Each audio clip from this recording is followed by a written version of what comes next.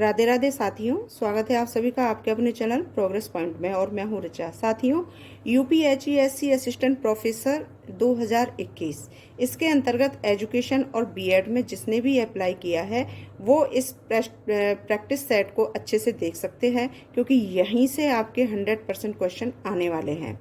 ये हमारा जो प्रैक्टिस सेट है वो नंबर 8 है। इससे पहले मैं 7 जो है प्रैक्टिस सेट आपको उसकी वीडियोस दे चुकी हूँ, जिसमें हमारे शिक्षा के दार्शनिक आधार, शिक्षा के सामाजिक आधार, उन दोनों पर वीडियोस जा चुकी हैं।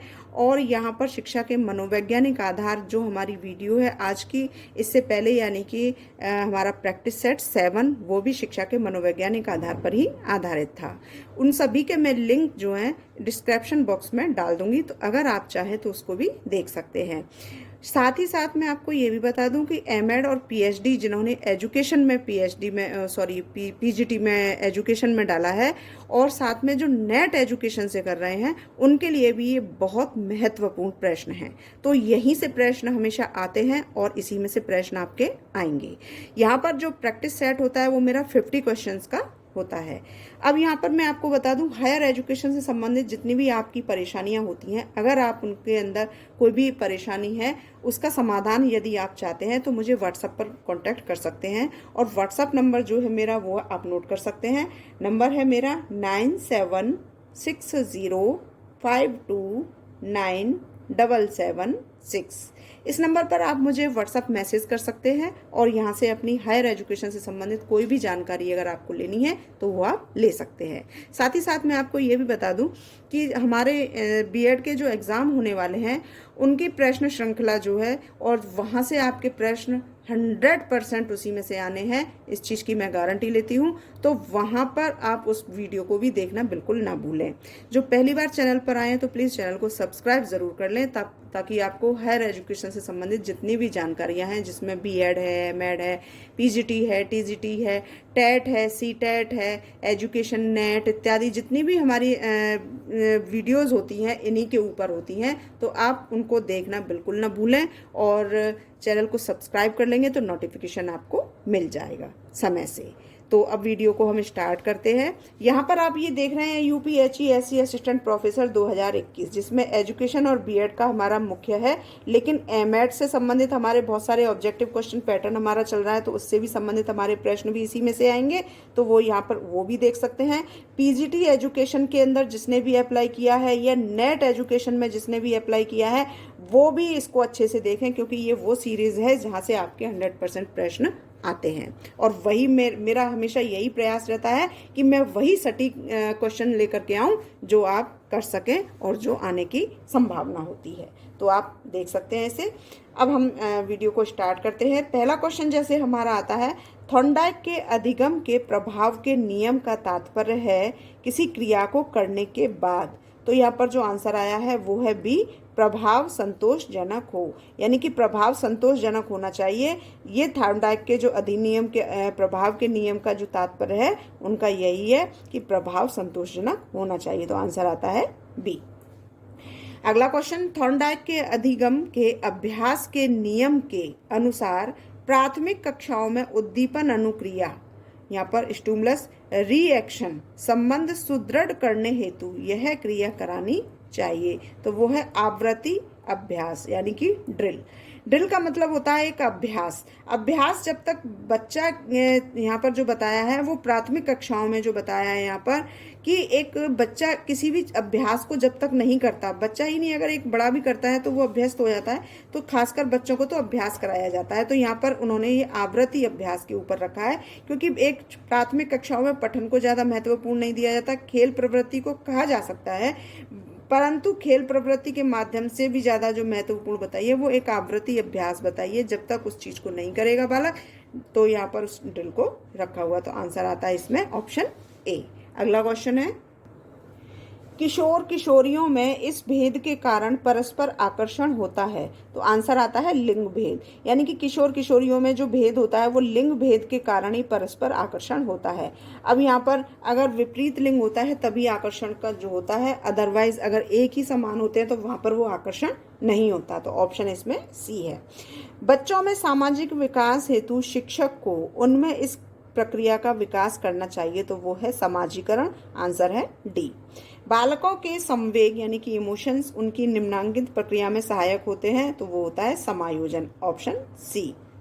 संवेग व्यक्ति की किस दशा को कहते हैं, तो आंसर है यहाँ पर सी, भावों की तीव्रता या उद्वेलिक दशा। संवेगों का आधार व्यक्ति में जन्मजात प्रवृत्ति है, तो आंसर है मूल प्रवृत्ति, तो यहाँ पर आंसर होगा बी। अगला क्वेश्चन, थॉर्नडाइक का बहुविधि अनुक्रिया नियम अधिगम के किस नियम पर आधारित है, तो यहाँ पर है लॉ ऑफ मल्टीपल रेस्पॉन्स, यानी अधिगम के किस नियम पर यह आधारित है, तो वो है प्रयत्न व भूल। Answer B. थर्स्टन ने बुद्धि का निम्नांकित सिद्धांत प्रवर्तित किया, तो वो है समूह कारक सिद्धांत। Option C answer. स्पीयरमैन ने बुद्धि के संगठन में किस कारक का प्रतिपादन किया, तो आंसर आता है डी, बी और सी। तो बी है सामान्य कारक और सी है विशिष्ट कारक, तो यहाँ पर सामान्य और विशिष्ट दोनों कारक होंगे, तो आंसर हो गया डी। बुद्धि का विशिष्ट कारक व्यक्ति की किस क्रियाओं में महत्वपूर्ण होता है, तो आंसर आता है डी, यानी कि कला, संगीत और हस्तकार, ये तीनों इसमें आएंगे, तो आंसर हो गया डी।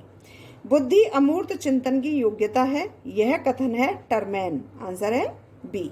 अगला क्वेश्चन, परिभाषाओं के आधार पर बुद्धि के कौन से तत्व प्रकट होते हैं, तो इसमें उपरोक्त सभी डी बताया है, जैसे यह जन्मजात शक्ति है, यह अधिगम करने की योग्यता है, यह अमूर्त चिंतन की योग्यता है, तो ये तीनों इसके अंदर आने हैं, तो आंसर हो गया डी। तर्क, चिंतन व निर्णय करने की योग्यता का एक तत्व है, तो यहाँ पर आंसर आता है सी, बुद्धि, तो आंसर है इसका सी। बुद्धि पर किसका प्रभाव पड़ता है, तो आंसर आता है डी, बी और सी दोनों। बी है वंशानुक्रम और सी है पर्यावरण, तो इसमें वंशानुक्रम और पर्यावरण दोनों आएंगे, तो आंसर होता है डी। बिनेट ने बुद्धि के निम्नांकित सिद्धांत का प्रवर्तन किया है, बिनेट को बिने भी कहा जाता है, तो बिनेट ने बुद्धि के निम्नांकित सिद्धांत का प्रवर्तन किया है, तो आंसर है बी, एक कारक सिद्धांत को, तो आंसर बी। अधिगम हेतु उत्प्रेरणा में निम्नांकित सहायक होता है, तो आंसर है ए, लक्ष्य निर्धारित। अगला क्वेश्चन, अभिप्रेरणा का स्रोत है, यहाँ पर आंसर डी है, बी और सी दोनों, तो बी है आंतरिक और सी है बाह्य, तो यहाँ आंतरिक और बाह्य दोनों आने हैं, तो आंसर हो गया डी। अभिप्रेरणा के आंतरिक स्रोत हैं यहाँ पर, ये तो हमारे बाह्य स्रोत उसमें आ गया था, आंतरिक केवल अभिप्रेरणा के स्रोत बताए थे, अब ये आंतरिक स्रोत के विषय में पूछा जा रहा है यहाँ पर।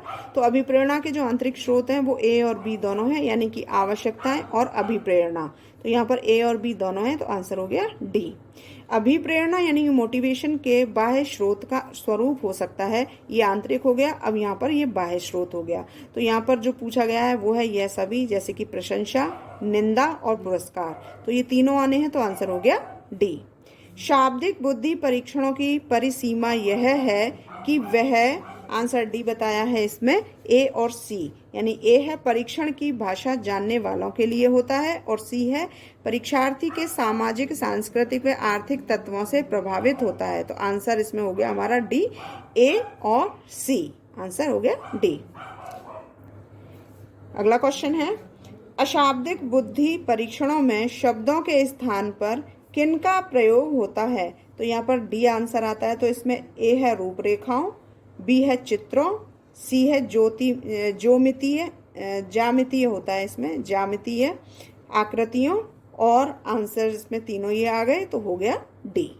अगला क्वेश्चन, अशाब्दिक बुद्धि परीक्षणों को निम्नांकित भागों में विभक्त किया जाता है, तो इसमें ए और बी दोनों बताए हैं। ए है हमारा पेपर पेंसिल और दूसरा बी है निष्पादन, तो यहाँ पर ये दोनों इसके अंदर आएंगे, तो आंसर हो गया डी। 80 से 90 बुद्धि लब्धि प्रसार कैसे बालकों का होता है, तो यहाँ पर ए आंसर आता है, बुद्धि दौर्बल्य, जिसकी बुद्धि कमजोर होती है उसमें 80 से 90 जो है IQ होता है, ठीक है, तो आंसर ए। बुद्धि परीक्षण का प्रकार है, तो वो व्यक्तिगत भी है, अशाब्दिक भी है और सामूहिक भी है, तो ये तीनों इसमें आने हैं, तो आंसर हो गया डी। अधिगम हेतु अभिप्रेरित करने में शिक्षार्थी की निंदा की अपेक्षा प्रशंसा करना अधिक प्रभावी होता है, क्योंकि निंदा उसे, यहाँ पर डी आंसर है उपरोक्त सभी, तो भयभीत कर देती है, हतोत्साहित कर देती है और अपमानित कर देती है, तो ये तीनों आने हैं, तो आंसर हो गया डी।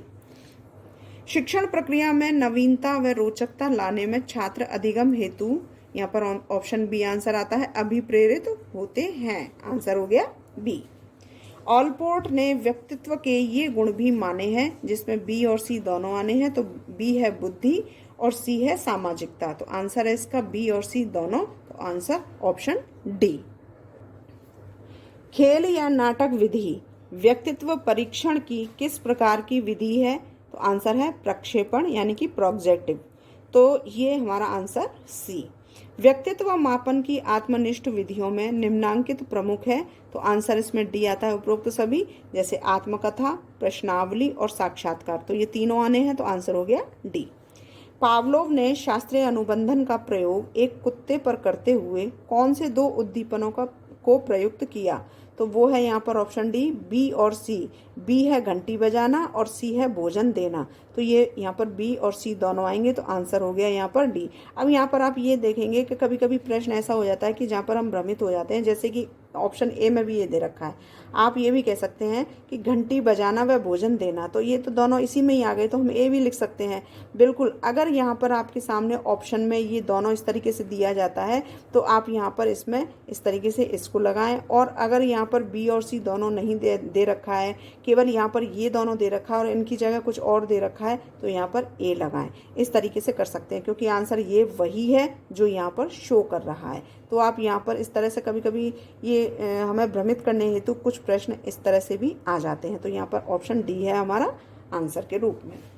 पावलोव के प्रयोग में बिना भोजन किए केवल घंटी बजने पर कुत्ते की क्या अनुक्रिया होती थी? तो वो आंसर आता है बी, लार टपकाना। क्योंकि यहाँ पर प्रयोग बताया कि बिना भोजन दिए, यहाँ पर भोजन नहीं दिया गया, केवल घंटी बजाई है, तो वहाँ पर कुत्ते की जो अनुक्रिया होती थी वो होती थी केवल लार टपकाना, यानी घंटी बजी और लार टपकी। तो यहाँ पर है ऑप्शन बी आंसर। शिक्षा में शास्त्रीय अनुबंधन सिद्धांत का अनुप्रयोग निम्नांकित हेतु किया जा सकता है। तो यहाँ पर डी आंसर आया है, उपरोक्त सभी, जैसे अच्छी आदतों के निर्माण में, बुरी आदतों को छुड़ाने में, और सी शिक्षार्थियों की आवश्यकताओं की संतुष्टि। तो आंसर हो गया हमारा उपरोक्त सभी, आंसर डी। अगला क्वेश्चन, व्यक्तिगत विभेदों की दृष्टि से शिक्षण का इस प्रकार का केंद्रित होना चाहिए। तो वो है यहाँ पर बाल केंद्रित। Answer B. अवधान की, अटेंशन, शक्ति ही बुद्धि होती है, यानी अवधान यानी अटेंशन, अवधान की शक्ति ही बुद्धि है। तो वो है स्टाउट। ये स्टाउट ने कहा है, ये स्टाउट की परिभाषा है यहाँ पर कि अवधान की शक्ति ही बुद्धि है। अगला क्वेश्चन, अनेक कारकों से प्रभावित होना तथा पर्यावरण से समायोजन, ये दो विशेषताएं निम्नांकित हैं। तो वो व्यक्तित्व की हैं। Answer B. फ्रायड के अनुसार मानव व्यवहार की मूल प्रेरणा क्या है? आंसर है बी, काम या लिबिडो, तो जिसको कहा जाता है काम वासना। तीव्र बुद्धि व मंद बुद्धि के बालकों का शिक्षण पृथक समूहों में क्यों किया जाना चाहिए? तो आंसर आता है बी, उनके वैयक्तिक विभेदों के कारण। तो आंसर है बी। व्यक्तिगत विभेदों के कारण बालकों के निम्नांकित में भेद होना चाहिए। तो आंसर इसमें डी दे रखा है, बी और सी, यानी बी है शिक्षण और सी है गृह कार्य। तो आंसर बी और सी है, शिक्षण और गृह कार्य। तो इसमें हो गया ऑप्शन डी। अगला क्वेश्चन, गंभीर रूप से विकलांग बालकों को शिक्षा इस प्रकार दी जानी चाहिए। तो वो है पृथक विशिष्ट प्रकार से। तो यहाँ पर गंभीर रूप के बालकों के विषय में बताया है, जो कि विकलांग हैं, तो वो पृथक विशिष्ट रूप से होना चाहिए। जो गंभीर रूप से होते हैं उनको सामान्य कक्षाओं में भी नहीं दे सकते हैं, चिकित्सालय में भी नहीं दे सकते हैं, और यहाँ पर उपरोक्त सभी भी नहीं कह सकते हैं, क्योंकि यहाँ पर एक अलग पृथक, यानी पृथक का मीन्स अलग होता है। तो बिल्कुल अलग तरीके से उनको एक प्रकार के शिक्षा जो है वो दी जानी चाहिए। तो ऑप्शन सी इसमें आएगा। सीखे हुए किसी भी ज्ञान को अन्य समान परिस्थितियों में अथवा जीवन के अन्य क्षेत्रों में उपयोग में लाना ही ये अधिगम कहलाता है। तो ये आंसर आता है इसका ऑप्शन सी, स्थानांतरण या अंतरण।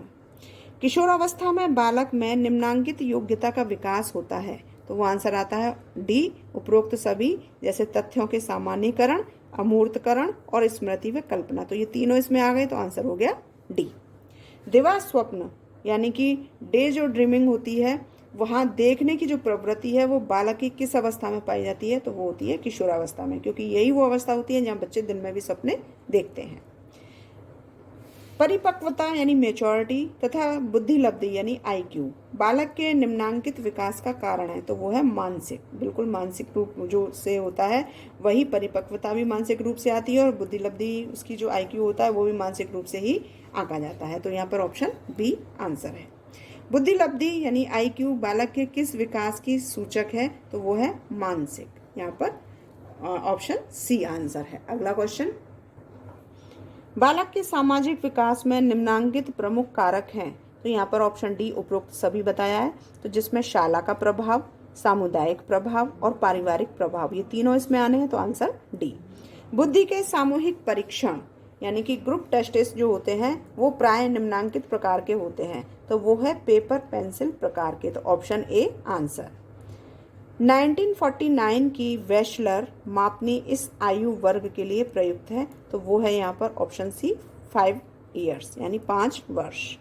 वेशलर वयस्क मापनी का निर्माण कब किया गया, तो यहाँ पर हमें ये चीज़ देखना है क्वेश्चन के अंदर कि वेशलर शब्द इसमें भी है और वेशलर इसमें भी है, लेकिन यहाँ पर जो केवल वेशलर मापनी इस आयु के वर्ग के लिए उपयुक्त है, तो वो जो बताई है वो केवल 5 वर्ष के लिए बताई है। अब यहाँ पर हमें ये देखना है कि वयस्क शब्द भी आ गया इसमें, तो वयस्क तो हमारा यहाँ से 5 वर्ष से तो कोई लेना देना नहीं होता है, तो इसका निर्माण कब किया गया, तो ये पहले हो गया, इसका हो गया वेशलर वयस्क मापनी का निर्माण कब किया गया, तो वो है 1955 में। ठीक है, तो इस चीज़ को देखना है हमें, तो ये पहले हो गया हमारा 1949 में, तो यहाँ पर हमें 1949 नहीं लिखना है क्योंकि यहाँ पर ये देखना है कि ये हमारी कम आयु के वर्ष बताया, तो ये 5 वर्ष हो गया, और यहाँ पर ये जो हमें इसको न रखते हुए यहाँ पर, क्योंकि यहाँ पर वयस्क का उल्लेख किया गया है, तो यहाँ पर ऑप्शन बी आंसर आएगा 1955।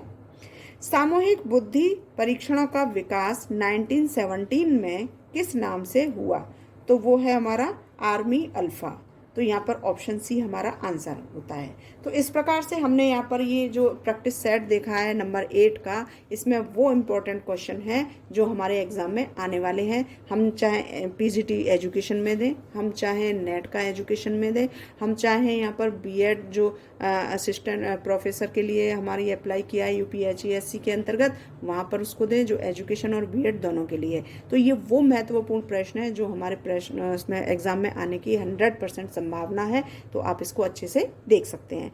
मैं आपको फिर से कहती हूँ कि अगर हायर एजुकेशन से संबंधित कोई भी आपकी ऐसी परेशानी है जिसको आप जानना चाहते हैं, जिसमें BEd, M.Ed, TGT, PGT, CTET, TET इत्यादि जो भी कॉम्पिटिटिव एग्जाम्स होते हैं उससे संबंधित आपकी कोई भी प्रॉब्लम होती है, तो आप मुझे मेरे नंबर पर कॉन्टैक्ट कर सकते हैं। नंबर एक बार मैं फिर से दोहरा देती हूँ, नंबर है 9760529776। इस नंबर पर आप मुझे व्हाट्सएप मैसेज कर सकते हैं। वीडियो कैसी लगी आप मुझे कमेंट बॉक्स में बता सकते हैं। आपके कमेंट्स और आपका एक लाइक मुझे बहुत ज़्यादा प्रोत्साहित करता है और मैं आपके लिए आपकी समस्याओं से समस्त समाधान लेकर के आती हूँ। वीडियो जहाँ आवश्यकता है वहाँ पर इसको शेयर करना ना भूलें, और पहली बार अगर चैनल पर आएँ तो प्लीज़ प्लीज़ प्लीज़ आप चैनल को सब्सक्राइब ज़रूर कर लें, ताकि आपको हायर एजुकेशन से संबंधित आपको जो भी नोटिफिकेशन है वीडियो का वो आपको सबसे पहले मिलता जाए। मेरा एक और चैनल है जो पहले इसी के अंदर कंबाइंड था, लेकिन अब मैंने उसको अलग कर दिया है, जो मेरे रिचार्ज फूड एंड ब्लॉग के नाम से है। अगर आप चाहें तो वहाँ पर मेरे ब्लॉग्स भी देख सकते हैं और जितनी भी मेरी हॉबीज़ है वो भी परिचित हो सकते हैं। तो वीडियो कैसी लगी मुझे बताइएगा ज़रूर। वीडियो देखने के लिए आप सभी का बहुत बहुत धन्यवाद। नमस्कार।